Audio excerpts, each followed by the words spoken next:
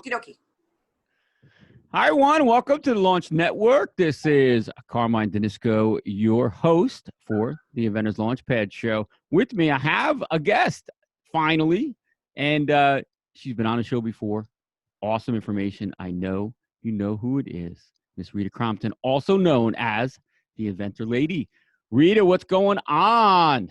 Hey, Carmine, it is so nice to see you again and to be on the show. Yeah. Our big news is that we've launched Archimedes Offspring, which is our new funding and mentoring program for early stage inventors. Wow. And it's so exciting because so many inventors say, I didn't qualify for the funding and I didn't qualify for this. And it's like, this is based just on the merits of the product. And through that, then they get all this mentoring that is trying to get it teed up, because the business has got two sides. It's got the inventor side and the investor side. And when we protect the inventors, we're protecting the investors. And when we protect the investors, we're protecting the inventors. Wow. And it's just, it just fits so well together. And we're so excited. Yeah. I mean, you had been talking about this and setting it up, and I know you've been rolling it out, and it's exploding. You're telling me how busy the phone's ringing off the hook. It's crazy. It's so much fun because we've got the inventors now who are going through the process.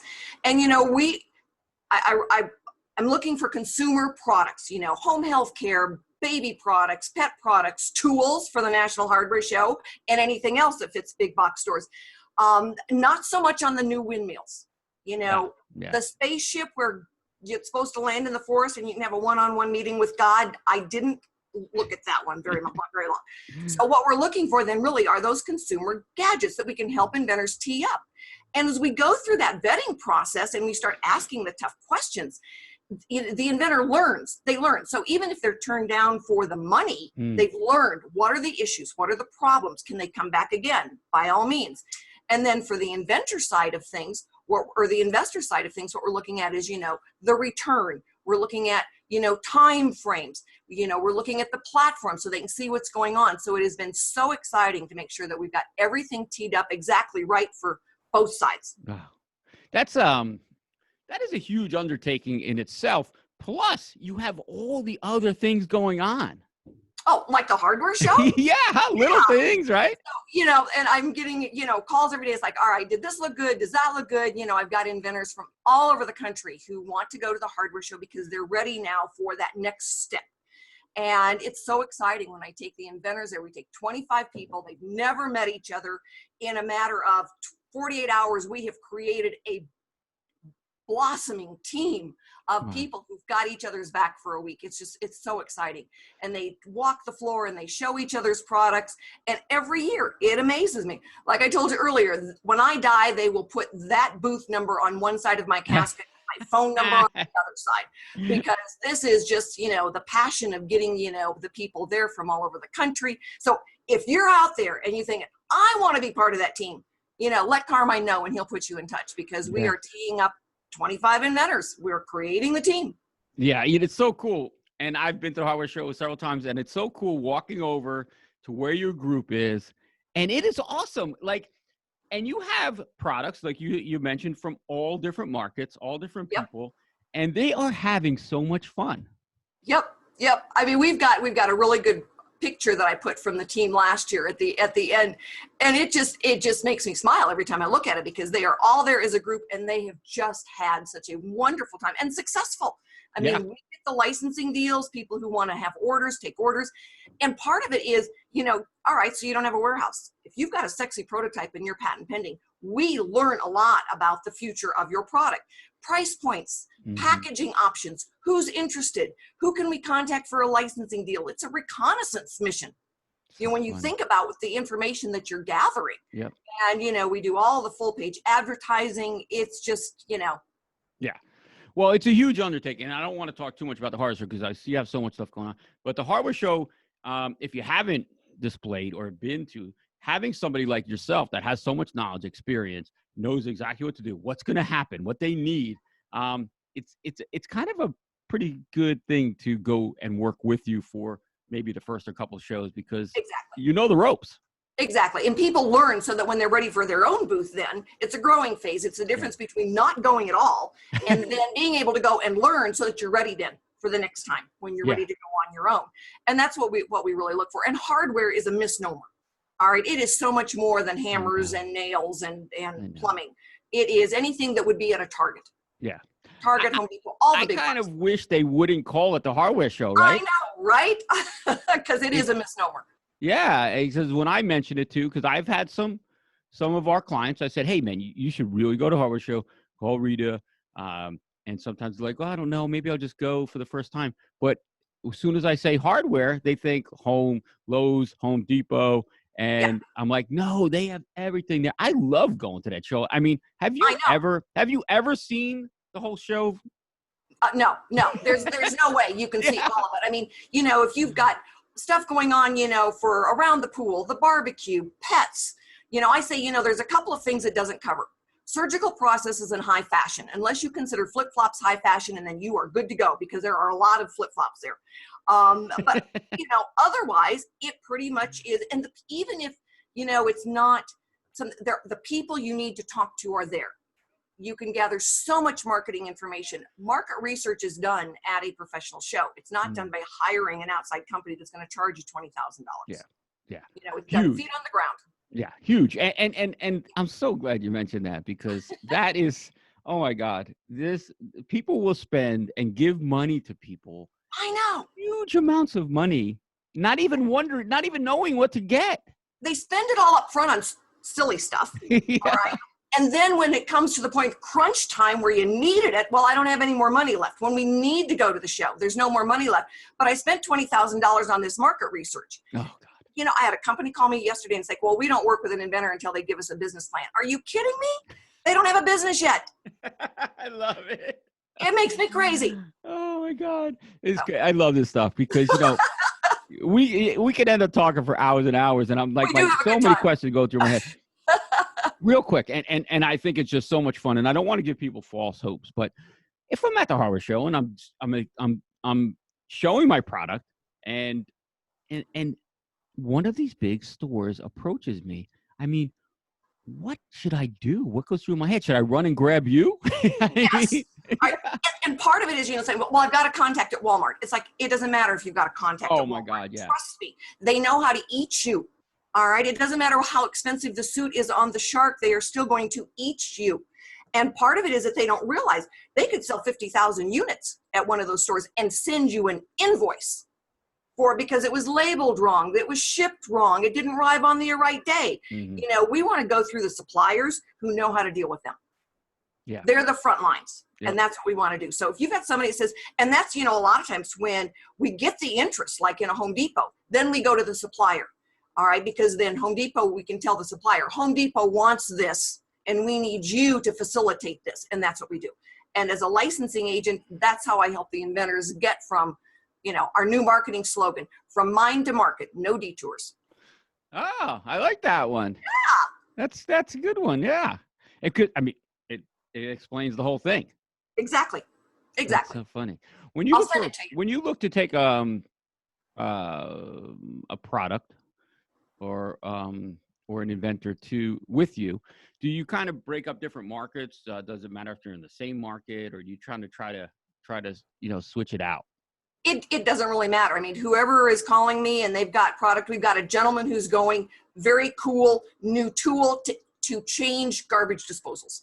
What? I mean, this is huge. Have you ever changed a garbage disposal? What a pain in the neck. And this makes it easy. A woman could do it. You don't need to have two people do it. You don't need to have a muscle man lifting that garbage disposal up. He's got a new tool for that. So cool. Another one of the ladies going with us, and this is perfect timing, a little sanitary clip, all right, so that you can wipe it before you touch a keypad at a store to check out.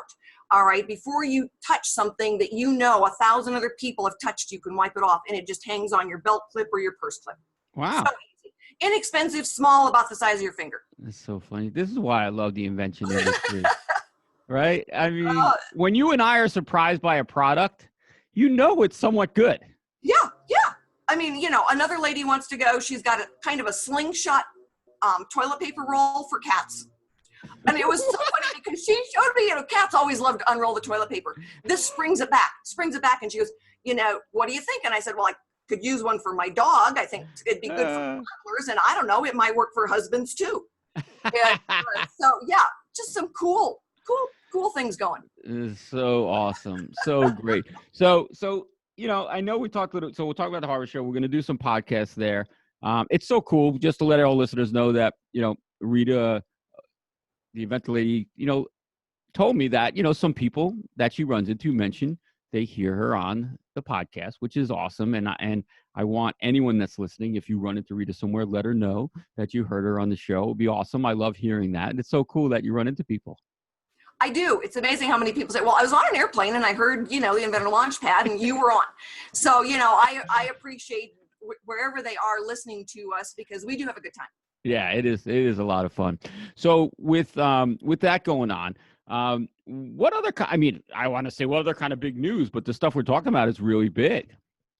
It is. And the funding mechanism, we're working now with Morris Newman from the Pro Bono office. He said so many inventors get turned down because they don't reach the criteria, and they're going to start using us as the viable option. Because the funding mechanism is not based on a socioeconomic status, which theirs is. It is truly based on the merits of the invention. And being able to have that $75,000 that goes to vetted service providers. So, as we're going through that mentoring process, we're protecting the investors, we're protecting the inventors so that we've got the best chance. And, what we're looking for then is, are we selling it outright? Are we licensing? Or are we spinning them off now into their own startup? So they're not channeled into something. They're really looking at what is the market for this product? What can we expect out of it? And how do we do it best? Wow. And the money, if the product doesn't succeed, it is not a payback. It is an investment. I love that they found you. How did they find who approached you with this? I mean, that just shows, Rita, that you're doing something right. I mean, when you get approached to help with this type of program, I mean, to me, it's kind of a compliment, right? You want to know the story? How we came up? Yeah, I love it. It's a secret. Don't tell. You won't tell anybody. Nope. Don't tell anybody. All right. My husband woke up one morning and he said, "God spoke to me." He goes, "This is what we're going to do." And that's where it started. That was the beginning. That was the beginning of it. And that was Christmas. That was right before Christmas 2019. Wow. That we started putting it all out there. And I mean, we were studying. He's been doing now the crowdfunding and the equity-based crowdfunding. And on the investor side, at least the first two raises will be done on Crowdfunder. So if you go to Crowdfunder and you look for Archimedes Offspring, it will come up. And I think when the steps are, go to crowdfunder.com, click on the different categories, look at finance, and Archimedes Offspring is under finance. Okay. All right. And that's how we started coming up. And part of it has just been making sure that as far as this program goes, that everything is done absolutely perfectly. Wow. So that the investors see that they're being protected. They know how all the vetting is being done. Part of it has been getting inventors in and, developing our vetting process, so that we know before we start going down the road with the money is like, who are the big companies who are interested in it? Is this going to be, can we sell the intellectual property? Inventors come at all stages. They come when I have an idea, what do I do? And some of them, their patents have issued and they need money for that first run.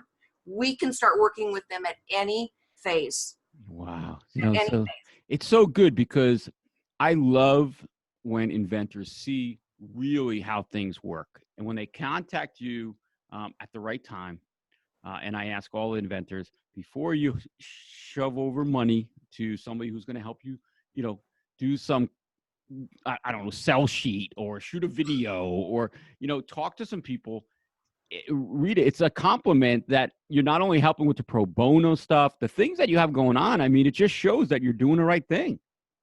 We're focused on it. We're focused on it. I mean, one of our mottos is the secret in life is to not be too greedy.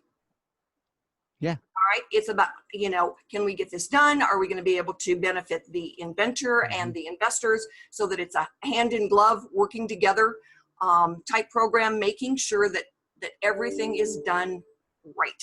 Yeah. And I mentioned it on the show and I it's okay to make money. I love making money. Yeah.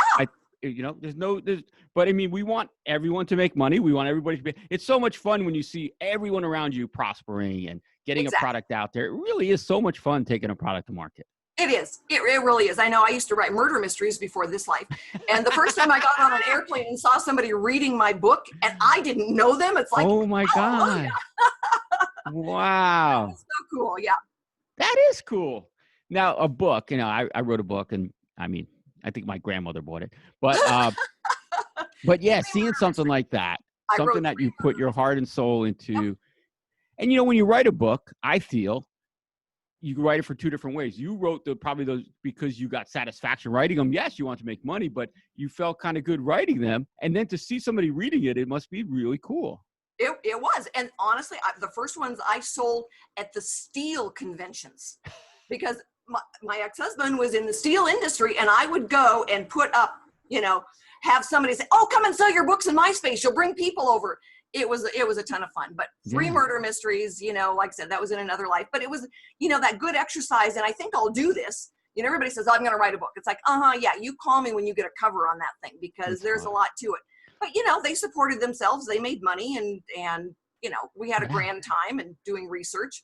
But yeah, it was a ton of fun. But the first time I saw somebody on an airplane reading it and I didn't know them, it's like, yes.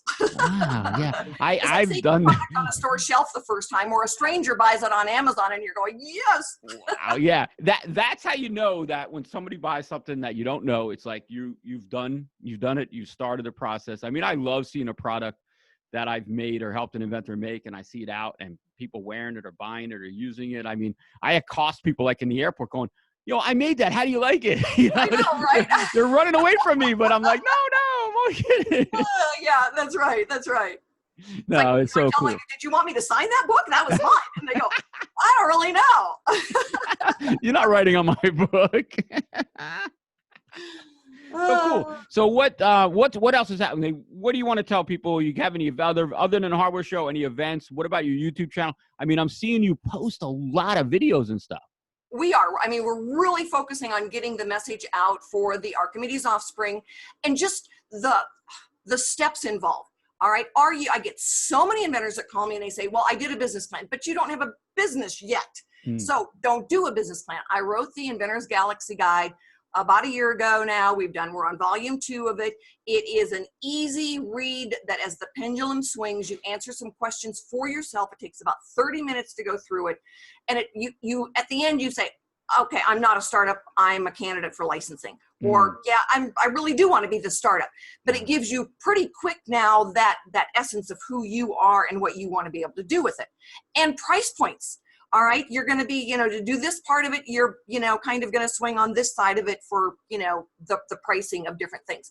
And that helps inventors know. I mean, wouldn't you rather know sooner rather than later that there were 10 others of these that were done in different countries? So we always say, the first real money you spend is the $500 on the darn comprehensive search. Oh, come on. Yeah. And when they say, well, I don't have the money on that, it's like, then you probably don't have the money to do all of this. Yeah. Take the 500, go out to dinner, put the rest in the bank. Don't put it on your invention. Yeah. And when they're using Archimedes offspring, they're leveraging basically about $1,500 into $75,000. Wow. So amazing. And, so we look at to apply for that, they need a comprehensive search and a patentability opinion. And we can help with those. That keeps it in that $1,500 range. But they can use somebody else. They do not have to use our service providers. They can use anybody as long as it's an independent search, not from an attorney. And then there's an attorney opinion. And different inventors, they know somebody. It cannot be your brother-in-law who's unemployed. That doesn't work for me. All right. Cannot be, your niece in law school. That doesn't work either. All right. We're going to vet the service providers that you say, I want to use this guy. Yeah. Take a look. Because I'm always looking now to add service providers to my pool. So when we go out the door, we can say, okay, yeah, try this guy. Yeah. It's like Patrick. Getting to meet Patrick. Yeah. Real service providers. Yeah. Exactly. That's 100%. And what I find is all inventors want to move forward. It's just like myself. When I don't know something, it stops me from taking that step because I'm saying, I don't know. Which way should I step?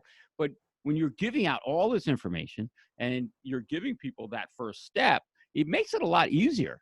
Exactly. I mean, we learned that there's about 11 million wannabe inventors out there. Oh, yeah. Never taken the first step. And sometimes it's because they don't know what to do. All right. Their friends and family think they're nuts. They know they don't have enough money to do it. And then some of them just aren't going to get up off the couch to do it. All right. They may have had the aha moment, but they're not going to do anything with it. So we're really kind of targeting now those three groups that they just don't know what to do, or they know they don't have the money, along with the 1.5 million inventors that have gone out the door and filed something. So that's kind of the target group that we're looking at, but being able to exactly right, say, okay, this is your first step. You know, a duct tape and cardboard version of a prototype. Legos works real well. I've seen some good ones out of Legos and a few batteries. So those first steps, you know, we want to nurture you through those and not charge you for it. Mm-hmm. Mm-hmm. Just what Rita said. Any of you inventors that are listening, do as much as you can on your own. Only spend money when you know what you're going to get, and you know you need what you're going to get. Yeah, I mean, exactly. It's so important. I mean, it's heart-wrenching. There's a couple in New England, and they have spent almost $600,000, and they still don't have a first run done. They still don't have a final prototype. It's been on market research and, you know, getting videos done. And it's like, what are you getting a video done on if you don't have a final product? 15 patents. $10,000 a whack. Yeah. So, yes. The 15 patents I have and the drawings cost me $300,000, but I'm ready. And, you know, and again, it's all relevant, but it is heart-wrenching when, you know that you could have helped them move forward so quickly. Especially when it's a bad product. Yeah. There you go. It's like, there's a reason you're not there yet. Yeah. True. Because, you know, nobody wants to buy this thing. 100%. No. Yeah. So heart-wrenching. Yeah. So better to know sooner rather than later. That's what I'm no doubt about it. And that's why it's great. And that's why you're out there.